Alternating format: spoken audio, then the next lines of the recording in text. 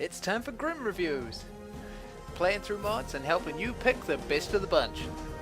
Let's get on with continuing with the popular mods, it's the Tombs of Winterfell by Lecky. This one published on the 13th of September 2012. Here's another work in progress, but unlike many other works in progress, this one is actually good. This one was created by Lecky, who, if you have ever played a mod which has custom monsters in it, there's a good chance that that custom monster was made by this guy. Really, he is probably the guy who makes all those special and fantastic monsters for you to have. If it's not a reskin, if it's entirely original, it's probably his work. Probably. There are some other modders who do that. Now, the dungeon itself, not very long, not incredibly difficult, but a work in progress.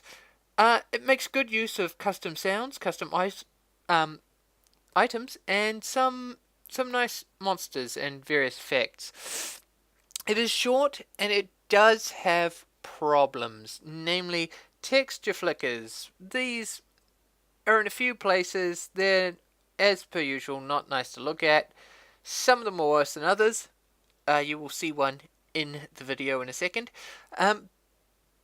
But for the most part, it's fairly well done. The nice sound effects, as I said, there are additional sounds. You will certainly see them. I first encounter with them gave me quite a shock.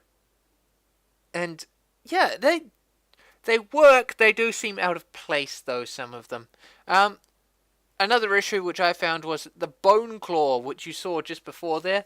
That does not have the ability to break these barrels. Or, yeah, it'll damage monsters, but it won't damage barrels or environmental objects. It's odd. I'm not sure why that would be a problem, but it is.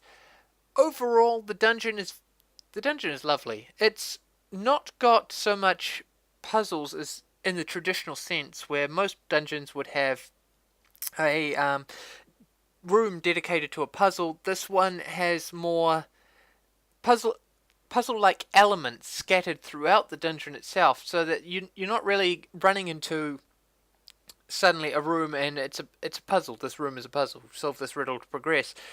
It's nice because it helps to give you that gameplay element which you get from the puzzles, but also enables it to feel far more organic within the dungeon rather than forced. Why is there a puzzle in this room? So anyway, this one I'm going to give it a 3.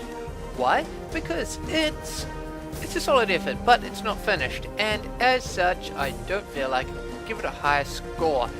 It's offering you many things, but nothing which is really blowing. Well, yeah, some of the stuff.